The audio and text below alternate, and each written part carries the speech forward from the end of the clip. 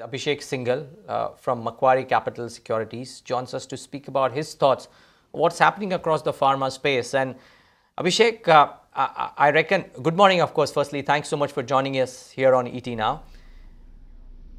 And I reckon it should be good times to be in this space that you track, because the space is no longer in the dumps, it's just starting to make a move. Valuations are not all that expensive. The sector seems to be on a bit of a comeback trial. Yes, I think if you look at the last 18 months, the entire noise was around some of these warning letters that some of the lead pharma companies were getting, and regulatory overhang per se was the biggest threat, so as to say, for the sector. Secondly, of course, there was pricing pressure in US, where there was a big consolidation on the buyer side. So these were the two themes which I think were pressuring the valuations over the last 12 to 18 months. My sense is incrementally what we have seen over the last 2-3 months is that some of these facilities are getting inspected now with 483s. Some of facilities have started getting EIRs. So it definitely bodes well.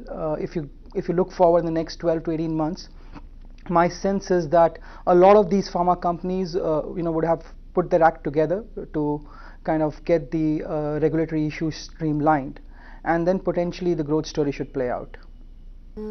Right.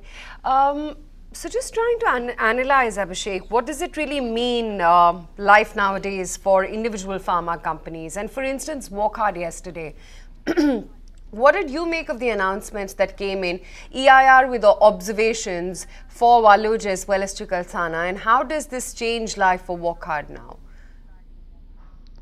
So, see, you have to look at a background. 2013 was the year when Wockhardt was first inspected, and it got several 483s, post which they had a warning letter and import alert. 2 years post, they got inspected in 2015, where again certain observations were raised both for Waluj and for Chikalthana, which were the two facilities that were shut down. Now, what essentially got disclosed yesterday was both these facilities got an EIR with observations. That essentially means that as far as the observations were concerned that were raised in July 2015, they have been able to address some of it, and they need to do further remediation efforts to eventually get the entire warning letter or the import alert lifted. I think this would require a re-inspection by the FDA, likely sometime in second half of FY17. So potentially FY18 could be the year when you start seeing facilities potentially opening up for Wockhardt. So if you are taking a near-term view or instant gratification, it's going to be difficult on the stock. My view remains that if you look at the last 4 to 5 years, despite almost losing $450 million in US sales, they have continued to invest in R&D. So now they have around 85 ANDAs pending approval. Their annual R&D spend is close to around 800 crores per year, and cumulatively over the last 5 years they've spent close to around $450 million. So there is significant optionality sitting in the cost structure at this point of time, given incremental R&D spend continues at the levels that were pre-warning letter, but the sales have come down. So as and when the sales return back in US, there could be a huge optionality in the stock. Near term, of course, the earnings pressure should continue, and so anybody who looks at this stock should take at least a 12 to 18 month view for the returns to actually play out.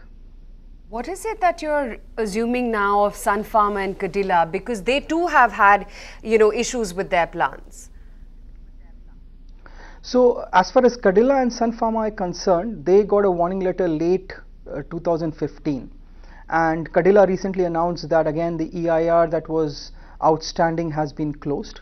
Of course, both these companies would have promised certain remediation efforts in the comprehensive action plan that they submitted to the FDA. That, according to both the companies, have now been completed. My view is, again, they are offering the facility reinspection, and as and when the FDA inspects, again likely second half of FY17, if the inspection goes well, we will possibly see some good news coming through toward the second half of FY17. So regulatory overhang per se, in my view, is that we've already seen the worst behind us, and going forward we should incrementally start hearing some good news on that front. Okay, so Abhishek, in that case, my question, I mean, I'm just looking at the recommendation list that you have at Macquarie, and while you have outperformed ratings on most companies, but for maybe a Glaxo, the target prices are not substantially higher for most, save a Wockhardt. Now, why is this so? And which brings me to my main question: that what's the pecking order when we consider pharma? Large, mid, small. I'm market cap agnostic right now. Market cap agnostic right now, possibly I would say Strides would screen up pretty well out there. Workhard could be, if you can have around 18-month view on that name. But the way I look at the space is on the market cap side. I look to differentiate between the market cap categories of the stock lie out to be, because they are at different stages of evolution. So if I look at the large cap names, by far Sun will screen out to be my number one pick among the larger cap names. Smaller cap names, of course, Strides will screen out to be one of my top picks. Okay. One final question from my end, at least, Abhishek. There are a couple of niche spaces that have been now developed in the pharma space. I don't know how much you have coverage out here, but there's this whole diagnostic space that has gotten listed and created quite a flutter out there. Do you have coverage here? So we don't specifically cover the diagnostic space yet. We do cover Fortis, and Fortis owns 56% in the subsidiary that is SRL, which by far is the biggest diagnostic chain in India. My sense is that if you're looking to play a diagnostic story, Fortis could be a pretty interesting stock to look at. In the first quarter, they had already disclosed that they will be separately demerging or taking the recommendation to the board of demerging their SRL subsidiary. If that does happen, if you look at the EBITDA levels of Fortis's subsidiary SRL, is pretty much equivalent to what Dr. Lal does. But Dr. Lal's market cap is almost close to around $1.3 billion.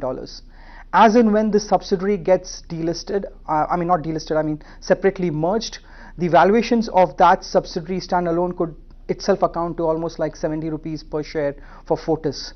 So that could be a huge value unlocking that could play out. Even if we assume that we just value that stock at 20 to 25 times 1 year forward EBITDA versus possibly the other peers like Thyrocare and Dr. Lal trading at around 33, 35 times consensus numbers. Just before we let you go, Abhishek, very quickly, what makes you so bullish on Strides? What is it that you're observing in the company? So I think what you have to look at Strides specifically is that when they actually sold the Agila, their Mylan subsidiary, their remaining business was only $200 million with close to around 25% kind of an EBITDA margin.